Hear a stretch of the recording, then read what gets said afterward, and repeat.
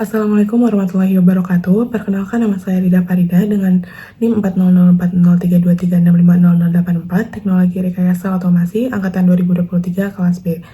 Jadi di sini saya akan melanjutkan session dari session 1 dan 2 ke session 3 dan 4. Oke, di sini session 3 terdapat ROS industrial. Jadi sejarahnya, pada tahun 2011, Southwest Research Institute, Willow Garage, yang sekarang dibubarkan, dan Yaskawa Motoman Robotics memperluas ROS dengan ROS industrial untuk membawa perangkat lunak robotika yang canggih ke domain otomatisasi industri.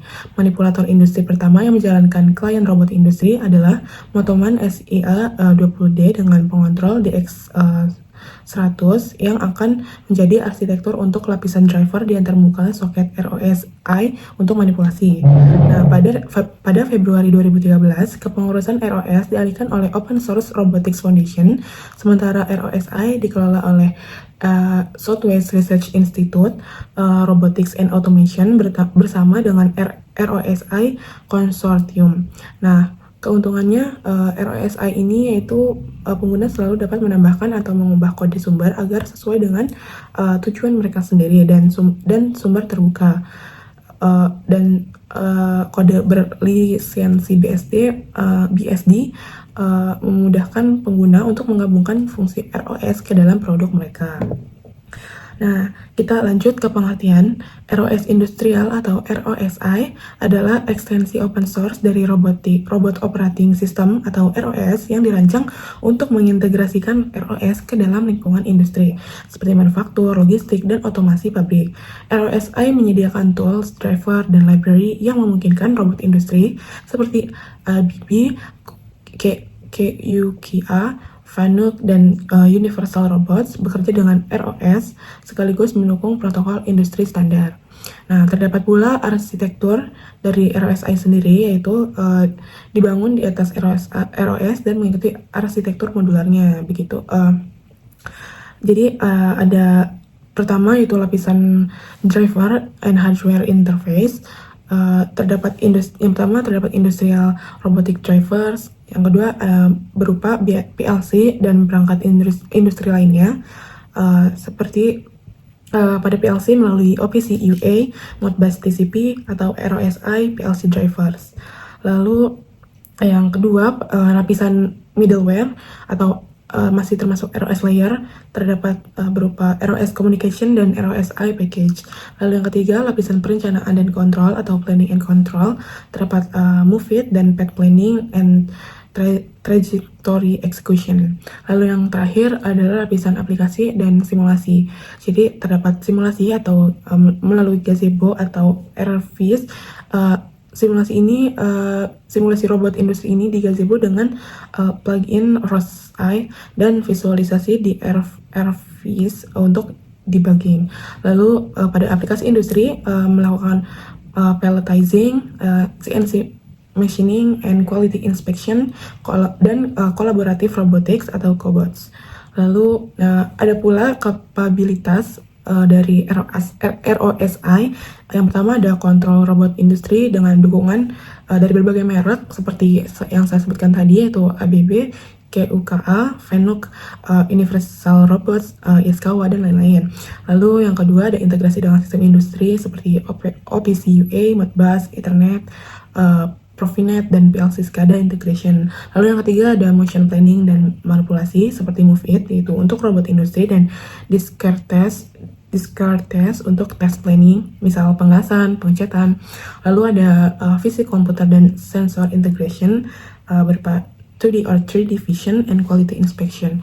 Lalu yang kelima ada simulasi and digital twin. Lalu yang keenam ada collaborative robotics berupa seperti safe human robot interaction seperti force torque sensing, speed monitoring dengan contoh aplikasi Universal Robots atau UR dan ROSI untuk assembly dan material handling. Lalu kemudian terdapat motion planning. Apa sih itu motion planning? Motion planning merupakan proses menentukan urutan gerakan yang memungkinkan robot berpindah dari posisi awal ke posisi tujuan dengan menghindari tabrakan mematuhi batas fisik, contoh join limits, kecepatan maksimum, dan memenuhi kriteria optimal seperti jarak terpendek dan waktu minimal. Nah, pada ROS, MoveIt adalah framework utama untuk motion planning, terutama untuk robot manipulator atau lengan robot. Nah, lalu selanjutnya motion planning ini terdapat 4, yaitu ada examine MoveIt planning environment. Itu sebelum melakukan perencanaan, kita harus memastikan dulu yang pertama ada model robot atau URDF atau SRDF sudah terdefinisi dengan benar. Yang kedua ada collision objects atau rintangan terdeteksi di lingkungan. Lalu yang ketiga ada kinematic robot atau menggunakan forward kinematik atau inverse kinematik yang berfungsi. Lalu yang kedua ada setup new robot. Nah, jika robot belum terintegrasi dengan MoveIt, maka kita harus membuat URDF atau SRDF-nya. Lalu yang kedua, generate konfigurasi MoveIt. Lalu yang ketiga, integrasi dengan controller nyata. Lalu yang ketiga, ada motion planning. Nah, motion planning ini terdapat 2, itu ada RVs, yaitu yang menyediakan antarmuka interaktif untuk perencanaan gerak, dan yang keempat motion planning dengan C++ itu untuk kontrol programatis menggunakan MoveIt C++ API. Oke, kita lanjut ke session 4. Jadi di sini tetap MoveIt planning. Jadi kita mengetahui jenis-jenis planner. Yang pertama ada sampling based planner atau MPL berupa RRT, yaitu membangun pohon acak untuk menjelajahi ruang gerak. Lalu ada PRM, membuat peta jalan probabilistik sebelum perencanaan.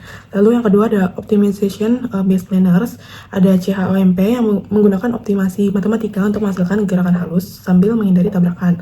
Lalu yang kedua ada STOMP, itu alternatif dari CHOMP itu sendiri yang lebih cepat untuk robot dengan banyak sendi. Lalu yang ketiga ada industrial planners, terdapat Pills planners yang digunakan khusus untuk aplikasi industri yang mendukung gerakan linear presisi seperti CNC, itu termasuk industrial planners. Lalu yang kedua ada pemilihan planners, yaitu OMPL yang biasa untuk kasus umum, CHOMP atau STOMP ketika butuh gerakan halus. Lalu ada Pills, yaitu untuk gerakan industri berulang. Lalu perception terdapat yang pertama ada kalibrasi sensor robot. Jadi proses penyelarasan koordinat antara kamera dengan robot menggunakan pola checkerboard. Lalu LiDAR atau sensor 3D dengan lengan robot. Hasil kalibrasi berupa transformasi koordinat yang disimpan dalam transform framework. Lalu yang kedua ada pemrosesan data 3D atau point cloud. Yang pertama ada akuisisi data, ada filtering, segmentasi, deteksi fitur.